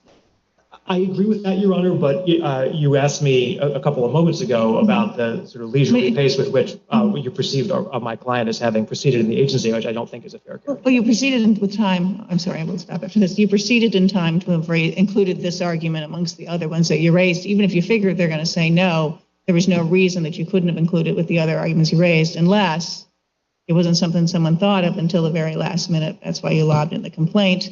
But then that seems a very sandbagging concern that exhaustion is supposed to prevent. That I think just goes back to my answer to Judge Pillar, that I don't think that there is any meaningful way in which the agency is sandbagged by having us say we disagree with your longstanding position, but here is a way in which we win under your longstanding position. But in other words, I don't think that there's any way in which the answer to the second question turns on the answer to the first question. We see them as separate, and certainly, if you look at the agency's decision, they are applying their standards for what an active ingredient is, what a fixed combination product is, and so forth. None of that would have been different if we had said, and by the way, we don't think it has to be an active ingredient at all. Sorry, Judge Brown. Well, Mr. J, maybe you can speak a little to what precisely the exhaustion requirement is here, because there's no statutory exhaustion requirement. There is, there's always maybe some judicially imposed exhaustion requirement, but that is often not as robust as, of course, if there is a statutory exhaustion. So maybe you can speak to how you have met our circuit standards for judicial exhaustion. I mean, I think that under the applicable standards, we gave the agency a fair opportunity to answer the question that was open before the agency. It would not have been either effective or practicable to bring the other challenge in a petition for a rulemaking, precisely because, just to go back to the timing in question, we first raised this in a letter in August of 2016. We could not raise this until we had an ANDA ready to file, or we would have had no stake in the issue. We filed that ANDA within a week after first raising this with the agency. A very short time after that, everyone else filed their ANDAs as well. And so Judge Millett posited that perhaps we could have sought an expedited rulemaking, but I don't think that there's any circumstance in which we could have gotten the rules changed between having our ANDA in condition to submit. Because remember, you don't get first applicant status if you don't submit a substantially complete ANDA. Until you have if it gets bounced as not substantially complete, there's no point in submitting it at all. You won't get first applicant status. So very, very little room for error in between having a substantially complete ANDA, raising the challenge, and then the time arrives when everyone else is going to file their ANDAs. Okay. And then just the point about the agency's ability to act retroactively after that point. I mean, under Bowen versus Georgetown University Hospital, right, the agencies don't automatically have ability to grant to make changes in people's vested rights retroactively. And we don't know of any statutory authority for the agency to do so here. So both because it's the agency's longstanding position and because of the ANDA circumstance here and because of this Bowen point, I think those are all reasons why under the applicable exhaustion standards, we weren't required to do more than we did. Do you think the government here has forfeited a reliance on Chevron deference? The government certainly, the government's answer is purely that they're right. Yeah, in other words, that their answer is the correct reading of the statute. The one thing that I'll say is that they cite Justice Gorsuch's concurrence in the judgment in Kaiser, and in which they say the agency's contemporaneous interpretation, I dispute that it is actually contemporaneous, but let's bracket that, of the statute could be evidence of the original public meaning. And I took that to be a nod in the direction of their own interpretation is enough to make it ambiguous, but it's not clear. It's not clear that that's the direction in which they're going. But I took them to join issue with us on what is the correct interpretation of the statute, which is a step, basically on step one. So what they don't really join issue with us on and they really only have one sentence on this on their brief, is the point about inactive ingredients, because their regulation says, their brief says, their position is that only active ingredients matter. But I just don't see how they can square that with their position that, with the agency's acknowledgement that inactive ingredients are approved.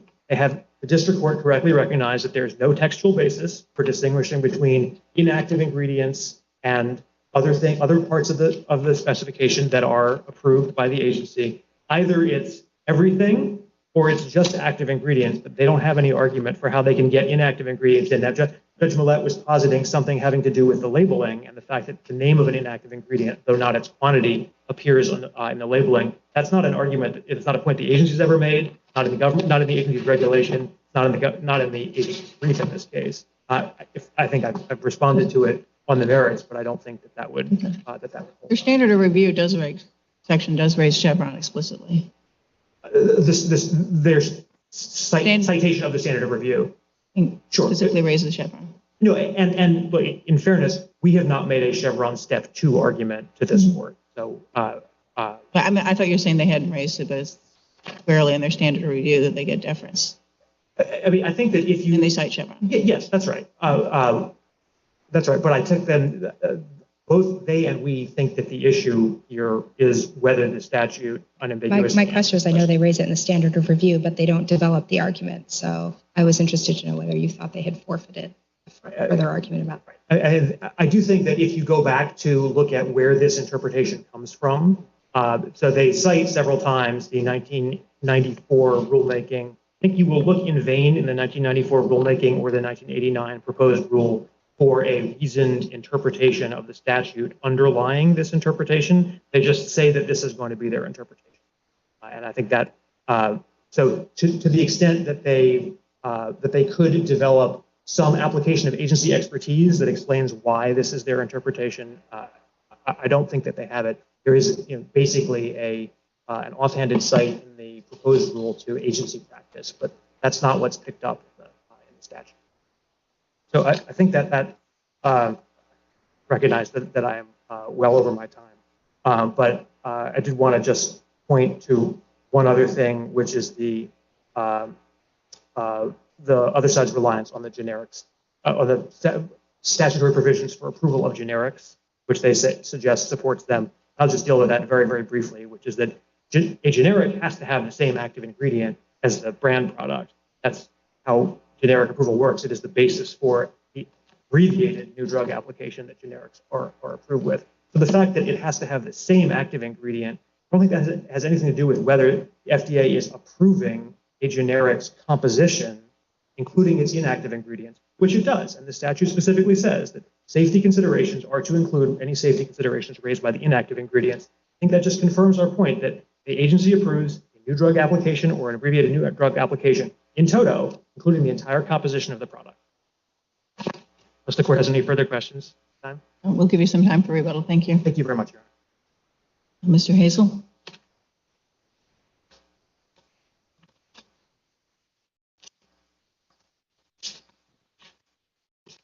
Good morning, Your Honors. May it please the court. Stephen Hazel for the government. I'd like to start with It's a little quiet. Maybe if you pull the is this better? toward your mouth. It's actually quite localized, so sometimes a little movement can make a difference. Is this better, Your Honor?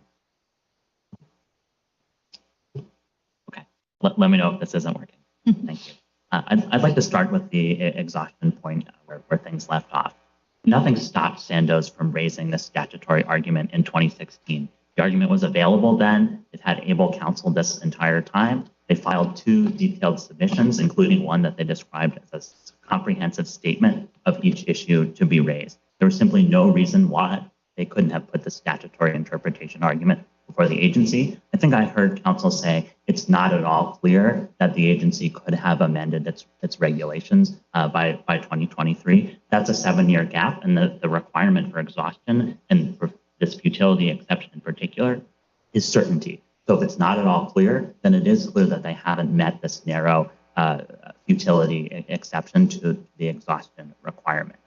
Council also said, exhaustion has to be considered in terms of its purposes and what purpose this would have served. For one thing, this would have put the statutory interpretation argument squarely before the agency. FDA routinely considers statutory interpretation arguments as part of this process. This court has recognized in Continental that it's commonplace for agencies to reconsider their views of statutes. But this question wouldn't have required any further factual development by the agency in order for us to review this pure question of law. Your Honor, it wouldn't have required any additional factual development. I don't read this court's cases as saying that questions of law need not be exhausted. In fact, I think there are numerous cases where questions of law have needed to be exhausted. I think it would have been particularly important in a case like this one, where much of Sandoz's argument is not just about the statutory text, but about how it operates in practice. For example, counsel earlier was discussing what FDA has said about inactive ingredients, various operating manuals, other procedures like that. So this isn't a case where it's just the text and only the text. It's a case where the agency could have said, here's what we do think about inactive ingredients. Here's how all of this fits together. That's certainly an expertise point. And Mr. Jay pointed out that in 1994, the FDA didn't advert to its expertise or these kind of structural arguments that you're making now, or practical or procedural arguments that you're making now in the rulemaking. Do we have anywhere to look for an exercise of the agency's expertise on this point? Aside from the rule, I'm not sure, Your Honor. And I think that's yet another reason why it would have been helpful for Sandoz to raise this argument before the agency. It was certainly very strange for Sandoz to go through this long process, to have these two detailed submissions, to have this idea that the agency's longstanding interpretation is just totally wrong, totally inconsistent with the statute, and to not say anything about that at all until district court. I don't think that's the sort of situation where this court has typically found an exception to the exhaustion. Well, had it been raised, I assume there could have been at least some explanation from the agency about at least impurities, because there seems to be sort of the three categories: active ingredient, inactive ingredient, and impurities. I guess you can toss in the in vivo ingredient, but everyone agrees that's not what's approved. But in this situation, all we're talking about is an impurity, whether it's approved. And if they had raised it, I'm assuming the agency could have at least elaborated on what it thinks it's doing with respect to impurities, and whether that's for purposes of the statutory language, how that is the same or not, or talked about the structure or operation or practical consequences of their interpretation. I think that's exactly right. I think if Sandoz had raised this argument, FDA, as I said, routinely considers statutory interpretation arguments, and that would have been the case. Even if they've got a published regulation on them, they entertain them again? My understanding is that they do, Your Honor, and like other agencies, one thing that agencies do is sometimes they amend and revise their regulations, and there's certainly no certainty that the agency wouldn't have done so here. Mr. Russell, can you talk a little bit about the difference between 3-year exclusivity and 5-year exclusivity? So why in this case does Obagio get 5-year exclusivity as opposed to 3-year exclusivity? So, Your Honor, the 3-year exclusivity covers things including finding new dosing regimens or a new patient population. Those are important innovations, but they pale in comparison to something like Obagio, where there's a substance that is discovered and demonstrated as having a therapeutic effect for the first time. Before Obagio, there was no drug out there that had established that teriflunomide did have this therapeutic effect. So if there's a known ingredient that's put to a new use, that always gets 5-year exclusivity? It depends on what you mean by known ingredient, Your Honor. If the ingredient was known as having a therapeutic effect, then that would not get 5-year. That would not be what FDA thinks of as a major innovation. It might get 3-year, depending on whether it's some new dosing regimen or something like that. In this case, because this was the first sponsor to discover and demonstrate that teriflunomide did have that therapeutic effect, it was a major innovation. And that was reflected in years-long clinical trials of thousands of multiple sclerosis patients that Becerra sponsor perform. That's the sort of major innovation that FDA assigns this 5-year exclusivity. If they had, if Sanofi came forward instead of with Abragio, but with what it called Arava-2, and they said Arava-2 its active ingredient consists of the 3%, whatever the impurity level was that was, as you say, tolerated on the prior labeling, and they go, as it turns out, and as we kind of knew all along, it turns out that that 3% amount of teriflunomide is sufficient to treat this exact same rheumatoid arthritis. They say it's a new drug because you didn't previously approve teriflunomide as an active ingredient. We're going to use the exact amount that was accepted as an impurity, and they figured out some way to make it consistently that amount instead of the instability you all point out. And they're going to use it to treat the exact same disease. Do they get 5 years of exclusivity then? So, Your Honor, if they found a way to have a fixed amount of teriflunomide in that drug, they would then have had to establish that teriflunomide did have a therapeutic effect. Yeah, they'll do the tests that you require for this. If they do the clinical trials and everything like that, then yes. It turns out it's the exact same amount that was in here all along. And everyone knows that the really therapeutic, once you swallow the pill, because nobody's treated until they swallow the pill. And once you swallow the pill, it's teriflunomide that's doing all the work for treatment. And they've now found out that all it takes is, it was the 3% or 3.5% of teriflunomide to do that. Here's our test showing that amount is therapeutic. And they're going to get 5 years of exclusivity when that's what they were doing all along. Your Honor, if they really did show that, so I guess I should clarify that. For my hypothetical, we're assuming that the amount, I guess the max amount of the impurity is 3%. Is that right? 3.5. Around that, Your Honor. Okay. I think 3.5. 3.5. Couldn't keep it straight in my head. So 3.5.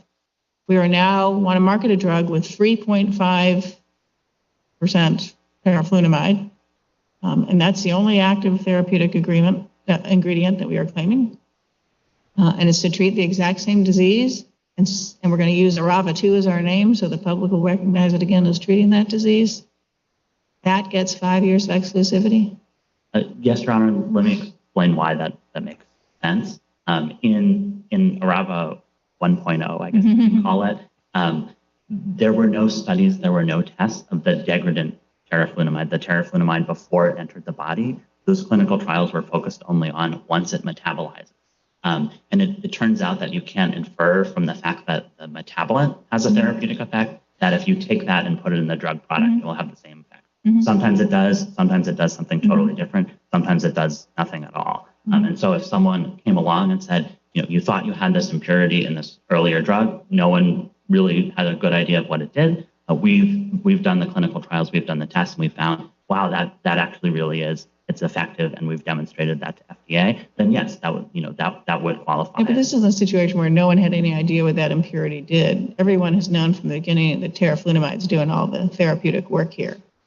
Right, it's just whether you need the amount that comes in through the pill or whether this 3.5% impurity would be sufficient by itself. That's all that they've proved in the intervening years. Your Honor, again, it doesn't seem all that innovative is all I'm trying to say. Your Honor, so this court has recognized in activists that if you you have a metabolite in a prior approved drug and someone else comes along and takes that and puts that in the prodrug or the drug product, then that can still get the for treating the exact same disease? Even for treating the exact same disease. And so I think if that's true, then certainly someone who comes along and says, well, this was an impurity, it hadn't been studied in the same way as active ingredients, we're going to use that in the prodrug, that certainly too would qualify as the major innovation. I'm a little confused by your answer. I thought on the facts here that the ex vivo teriflunomide wasn't 3.5%, it was a range, depending, because it's a degradant. This is the ex vivo. And so can you approve an active ingredient that is a degradant and there's a range from 0 to 3.5%? No, Or am Your I Honor, wrong on apologize. facts? I understand the hypothetical as positing a situation where there was a fixed amount, and so different from the facts of this case, because as you point out, in this case, it was from 0.3% to 3.5%, so a tenfold range. And as we pointed out in our brief, FDA certainly couldn't approve an active ingredient for an enormous range like that for obvious reasons.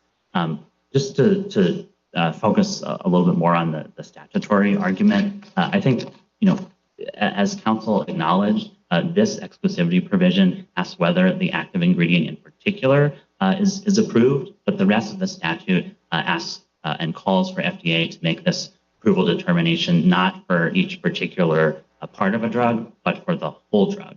And so I think the core statutory question here is, when does that overall approval establish approval of a particular part? And I think we actually all agree that that doesn't happen all the time. This is not in toto. So for drug applications, for example, everyone agrees that metabolites have to be discussed. They have to be analyzed in a drug application, but they are not approved within the meaning of this provision. So it's not in toto. The same is true for drug products. Everyone agrees that sometimes impurities do not need to be identified. They don't need to be reported to the FDA. And so not everything in the drug product needs to be approved either. Instead, it's this practical inquiry. What does FDA's review actually mean for this particular part of the drug? In this case, it's particularly useful to compare what FDA does for active ingredients versus what it does for impurities, because they're really night and day. For active ingredients, FDA determines that it has a therapeutic effect and it's good for some particular purpose. And it does that based on these extensive clinical trials. And then it requires the active ingredient to actually be in the drug in a particular quantity.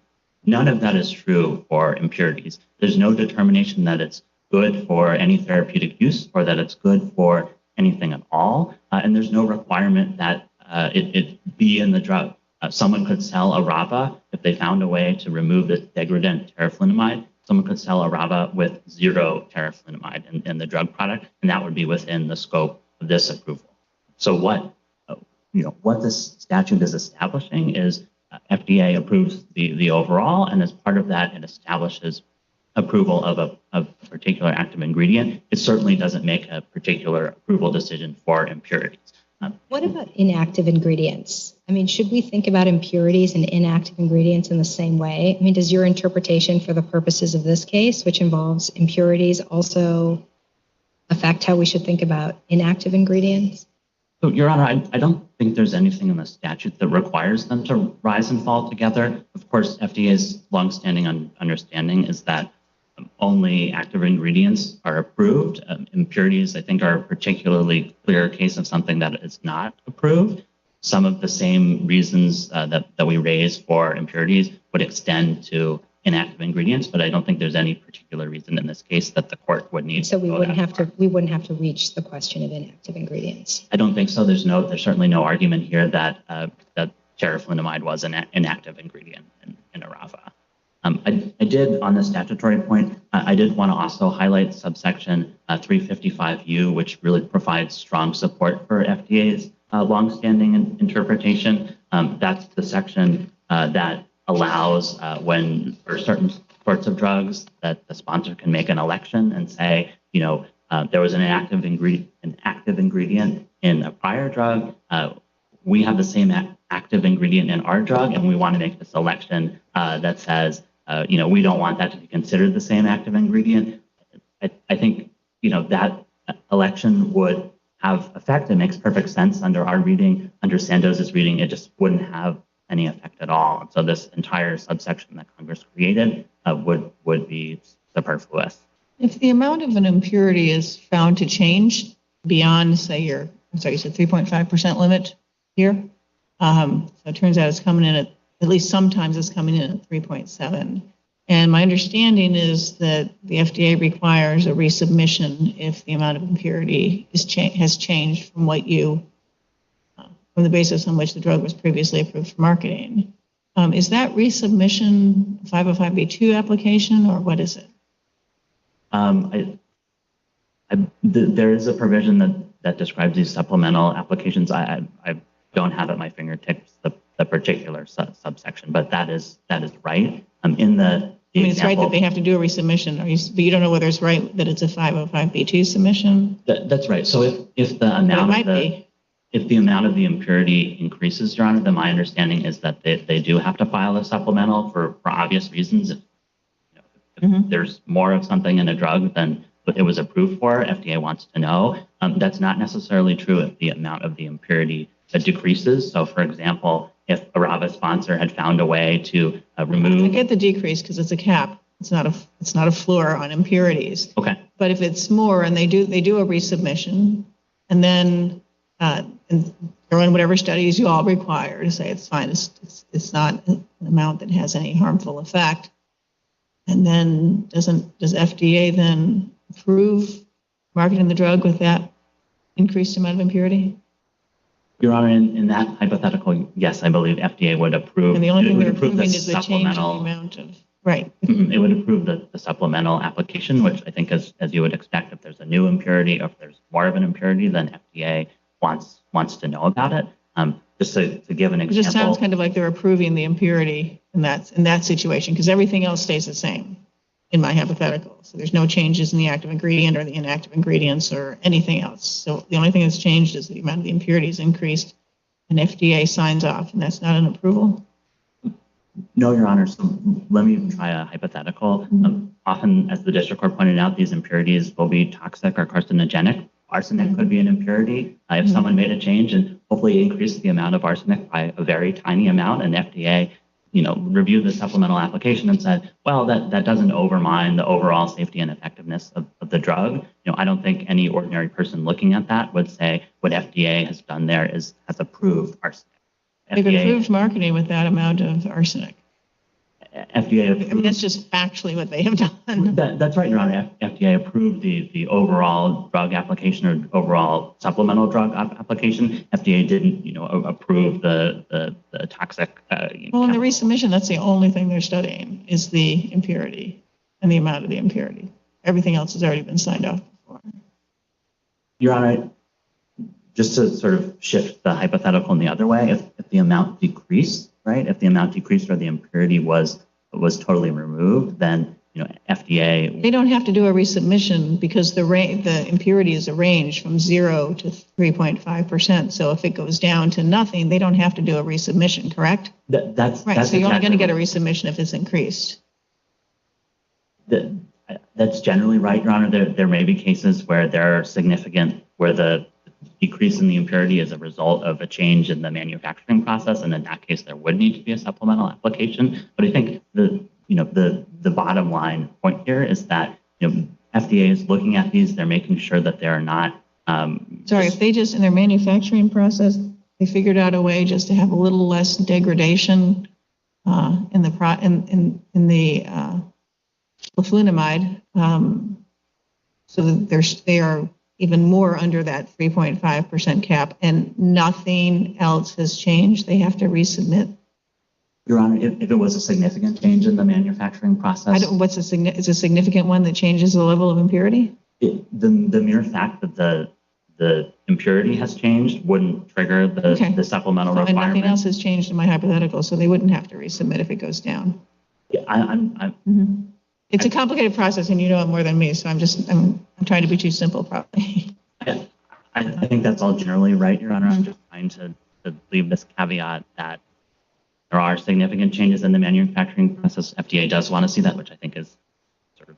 But I'm just curious. This is interesting. So is significant defined somewhere as an impact on active ingredient or inactive ingredients or therapeutic consequence, or what makes a change significant? So the relevant regulation, I believe, is 31470, and it defines a number of things that would trigger a supplemental application. I think as we've discussed, a mere reduction or elimination in an impurity by itself would not trigger a supplemental. So what does that regulations? I'm sorry, I don't have that one. Does that regulation define significant in terms of the active ingredient or the ingredients anywhere? I don't believe it does, Your Honor. It provides a number of examples of sorts of manufacturing changes that FDA might want to know about. Just stepping back, if we were to disagree with you and to accept Mr. J's reading of the statute, how broad would the disruption be for the agency? I mean, I thought I heard you say this is the only place where approval of active ingredients is called out separately. And it made me wonder, I know this is a long-standing practice and that a lot of the activity of the agency focuses on active ingredients, but I'm just trying to understand more broadly what the FDA faces if we disagree with your statutory interpretation. Your Honor, the disruption for the agency and for sponsors would be significant. So let me take each of those in turn. There obviously are very many prior approved drugs. Many of those drugs have multiple impurities. They haven't been tracked, and many of them are protected as trade secrets. So if you're an innovator today, you really have no way of knowing whether there are prior impurities that are going to block your drug. That's a substantial injection of uncertainty in a statute that really depends on certainty. And you track impurities, you track inactive ingredients. The important difference, Your Honor, aside from the fact that FDA hasn't tracked impurities over all these years, is that impurities are often trade secrets, so that they couldn't, perhaps FDA themselves would track them, but they couldn't be disclosed. And not true with inactive ingredients? I would think often somebody's special, coating or filler or... So, Your Honor, details about how to produce that active ingredient might be trade secrets, but the identity of the active ingredient itself. Inactive. Of inactive ingredients? Yeah, because you're comparing impurities and inactive ingredients, I thought. Your Honor, I was comparing impurities and active ingredients. So active ingredients, their identities are disclosed on an FDA website. Impurities, they're not disclosed, and many of them couldn't be because of this trade secrets problem. But inactive ingredients are exposed on the website, but some of them must also be trade secrets. That was my question. So my understanding is that inactive ingredients themselves, their identities, are not trade secrets. Those are disclosed on the website that everyone can take a look at that. Again, that's not something I've studied for this case, just because we're not dealing with inactive ingredients. So you were saying that there were many things that would be disruptive either for the agency and or for sponsors, and you started with that it would be hard to track impurities? That's right, Your Honor. So if you're a sponsor today thinking about whether to invest in this very time and money intensive process, you have to think about these hundreds or thousands of impurities in prior drugs that might block your exclusivity, block your status as a major innovation. I think that's a substantial disruption. Of course, you also asked about disruption for the FDA. FDA has been doing this for 30 years. There may be many current drugs that have the 5-year exclusivity that may lose that exclusivity as a result of saying, well, any prior impurity could have barred your major innovation status. So I think there's significant disruption for the agency and significant disruption for sponsors themselves. But it wouldn't really change the examination, the distinct treatment of active ingredients, which, as you say, have to be supported by clinical studies, versus impurities and maybe inactive ingredients where the question is just, are they safe? That you would still be able to operate with that focus or not? I'm not sure. Well, it just seems like the kind of attention in an approval of a drug varies depending on what the role is of the ingredient. And it seems like one of the potential unsettling effects of Mr. J's interpretation is that it kind of mixes and matches those roles in successor drugs. And I don't know, you're the expert, but it just seemed to me that might actually have a deeper impact on the agency in terms of what you'd have to examine in approving something as an inactive ingredient or an impurity in a drug if it's going to then be considered to be approved in a broader sense? I think that's exactly right, Your Honor. I mean, FDA has thought of impurities in this particular way that I've described earlier, and I think for Sandoz to, under their interpretation, FDA would be thinking of impurities as very different, as things that if this is something that we approve, it would block all future drugs from this 5-year exclusivity based on the presence of that substance. And I think it's right. I mean, FDA would need to give quite a bit of thought to how exactly to operationalize that and how its review of impurities would need to change as a result. I think the other odd effect of Sandoz's reading is that it means that someone who comes along today discovers and demonstrates that a substance has a therapeutic effect for one disease, it's a cancer drug, that could be blocked by the pure happenstance that some drug decades ago for heart disease or something totally different happened to have an impurity that's the same one in your cancer drug. It's really hard to understand why Congress would have designed a scheme. Well, you're saying blocked, but it's actually quite the opposite. It would open up to development, but I guess you're saying it would block the exclusivity, meaning it would deprive people of the carrot or companies of the carrot that might spur them. Right, it would deprive them of this significant incentive that Congress created to spur the development of these new drugs. Just ask one quick question about these impurities. Here, the impurity is actually a chemical ingredient. But could an impurity be water that comes in through condensation, something commonplace? Your Honor, I don't know enough about the science to know whether water would qualify, but certainly there are substances like that that are either they're sort of byproducts of manufacturing, they're just a natural degradation process. I think we've given some examples, and the district court gave a couple others. But it could be something either toxic or something that's pretty obviously innocuous that no one, neither the sponsor or the agency is particularly worried about. I'm just thinking that if water or something, it's a chemical at the end of the day, but water, just something completely routine and generally unregulated could come in, then that would mean no one could get 5 years of exclusivity, even if some condensation came in, because that would be deemed approved. You're trying to have a sense of what the breadth is. If it really is just all chemicals that I can't pronounce, if that's sort of the rule, then that seems different. I think that's exactly right, and that's another problem with their interpretation.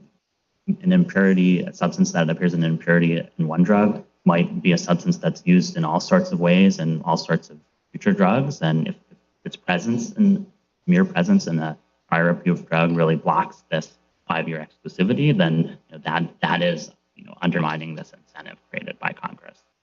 I know I'm well over time, so unless there are any further questions. All right, thank you very much. Appreciate your extra time. And Mr. J, we'll give you 3 minutes. Your Honor, I appreciate that. All right, real quick, tell me, can impurity be something just like water? Generally not, no. A contaminant. Generally or ever? So a contaminant is not an impurity in the relevant sense. So something that comes in from outside and is not part of the manufacturing, not part of, stop. Something that comes in from outside extrinsically is not a impurity in the relevant sense. That's at the beginning of each. I don't know what you mean by inside or outside. Some water could drip in or some condensation on the machine and drop some water in. So no, that would not be, as I understand it, so degradation products, which is what we're specifically talking about, that's addressed in the second of the two guidances. Sure, but there's lots of impurities, and your position is about impurities. Well, only impurities that rise to the level of qualification so that they actually get set in the specification. So like a limit gets set for them in the specification. So where we're talking about this type of impurity, there are two kinds, where the drug substance reacts with either an inactive or with the packaging and produces something else. So in other words, a degradation product is a result of a chemical reaction that the drug substance, which colloquially is the active ingredient, degrades into after reacting with something else. And I'm sorry, I'll give you a couple more minutes for my colleagues' questions. Is there just a definition of impurity somewhere that's different from outside contaminant? The agency has defined an impurity as a component that is not an active ingredient or an inactive ingredient. I realize that's a big world. super satisfying. Right. We are not, so our position really only goes to impurities that are approved, and as the agency has thresholds below which, so set aside the contaminants, impurities that are below the identification threshold, those are the out, the reporting threshold will be out. Impurities that are below even the identification threshold, those would be out. The ones that are controlled by the agency are those for which a limit is set in the specification. Often that's done through what the agency calls qualification. You've kind of heard my answer. Okay, great, sorry. And that is a process that doesn't also have a parallel with respect to inactive ingredients? It does. So it absolutely does, right? Okay. And this really is one of my central points. So your position would affect that too? Well, it doesn't change anything that the agency is doing. That's our. But it would affect the implications of a approval of a drug that included defined inactive ingredients. Absolutely. Absolutely. That's a central part of our point, right. And I heard no satisfying response from my friend to, which is the point that the agency acknowledges that it approves inactive ingredients, but they're longstanding. As such. Sure, that's right. But so then the question is, does the statute require approval or approval as an active ingredient? But there's no distinction there no daylight between inactive ingredients and impurities. Like either they're approved in the relevant sense, and we say that they are because they both go to safety, or there's some extrinsic requirement that applies only to active ingredients. Now, my friend cited 355U or 505U, the thing about. Can I just say on the inactive ingredients? I mean, so your position would block 5-year exclusivity for any inactive ingredient or impurity that was previously part of a drug application. It would allow them to get 3-year exclusivity, and I think but it would block 5-year exclusivity for any inactive ingredient or impurity. Well, I mean, this came up in the top side of the argument, right? The blocking is what's done by the exclusivity itself. It would make them ineligible for 5-year exclusivity and remit them to the lesser but still significant 3-year exclusivity. And I think my friend's discussion of 3-year exclusivity really sold that form of exclusivity short. I mean, think, for example, the innovations that in which a molecule is completely repurposed for a completely different therapeutic use, that may require a lot of study, both as to safety and efficacy, but you still only get 3-year exclusivity. In particular, it might have only appeared in a product as one of multiple active ingredients. When you study it for a new use, you still only get 3-year exclusivity. This is not a major disruption. 5-year exclusivity is for genuinely new chemical entities. And one specific element of that is the enantiomer racemate statute that my friend referred to. And I think it's important context to note that statute overturned in a targeted way a longstanding FDA interpretation, which was set out in the Federal Register in 1989, 54 Fed Reg 28898. The agency had second thoughts about it, thought about changing it. Congress waited 10 years from its request for comment in 1997, and then finally. Say it again. It's 54 Fed Reg 28898. In which the agency said a single enantiomer, so like the left-handed version of a previously approved racemate, where a 50-50 mixture, both left and right hands, contains a previously approved active moiety and is therefore not considered a new chemical entity. So Congress, and this is very clear from the background of this statute, got tired of waiting for the agency to change that and said, you're going to, in a targeted way, overturn that interpretation so that if you have just the left-handed NDA, you can say this is not the same thing as the active ingredient in the old one. And a racemic drug is one that has a 50-50 mixture as its active ingredient. So we just don't think that that is probative, and I wanted to give the background. I'm cognizant of not going over time. I did want to answer Judge Pillard your question about the patents. I think the answer is the US patent, which was issued in 2006. By that time, the assignment to Sanofi was complete, but when it was filed, which is what you and I were talking about, in 1997, I believe, Hoechst was the applicant, and you can see that in the Canadian patent from the same year, which is issued to Hoechst. I think everything that I wanted to cover, except just to point that the the timing has now run very, very short, and if the court does not act, if it is to rule in our favor, if it does not act in time for FDA to implement that by March 12th, they will all of this will have been for naught, because the other generics will be able to launch as of that date. Now, unless the court has any further questions. Great. Thank you very much, Your Honors. Thank you very much. We appreciate counsel's helpful arguments, and the case is submitted.